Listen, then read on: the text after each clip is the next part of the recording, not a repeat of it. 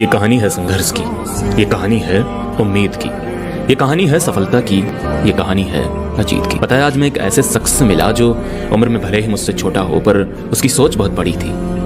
उसकी बातों से ऐसा कभी महसूस ही नहीं हुआ कि वो 13 साल का ही है। उम्र भले ही छोटी हो पर इंसान की सोच बड़ी होनी चाहिए, पर वो बखूबी उसमें दिखाई दे रही थी। वो किसान परिवार से है, खेत में काम करने के साथ साथ ही पढ़ाई में वो अव्वल नंबर रहता है हमेशा। चाहे कोई खेल हो या फिर कोई खेती का काम, पतंगबाजी लूटनी हो या फिर चाहे अकेले में बैठकर पढ़ाई करना, हर चीज में नंबर 1। इंसान संघर्ष से बड़ा बनता है। अपनी कठिनाइयों से अगर समझौते कर लिए जाए तो कोई इंसान इस दुनिया में सफल हो ही नहीं सकता। इंसान अपने सपनों को किस तरह उड़ान दे सकता है, ये मैंने उसके साथ साथ वो जिम्मेदारी निभाना भी बखूबी जानता है। दोपहर की भीषण गर्मी के बीच खेत में काम करना हो या अकेले बैठकर पढ़ाई करना।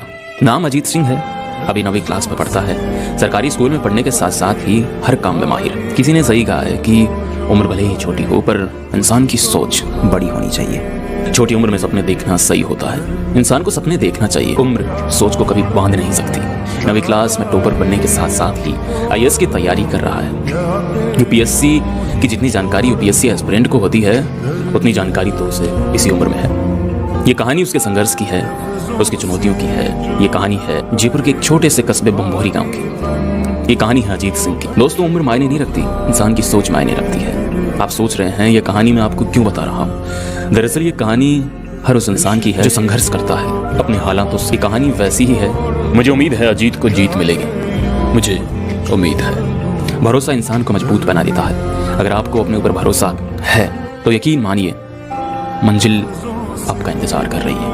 अगर आप प्रयास करते रहे, आगे बढ़ते रहे, बिना रुके, बिना डगमगाए, उस रास्ते, उस पथ पर दौड़ते रहे तो यकीनन बहुत जल्द आप वहां तक पहुंच जाएंगे। अगर आप भी अपने संघर्ष की कहानी हमें भेजना चाहते हैं तो डिस्क्रिप्शन में इंस्टाग्राम का लिंक है, हमें DM कर सकते हैं। हमसे कोई भी आपका सवाल है वो पूछ सकते हैं। ऐसे ही मोटिवेशनल वीडियोस के लिए फॉलो कीजिए पवन शेखावत को। जय हिंद, वंदे मातरम।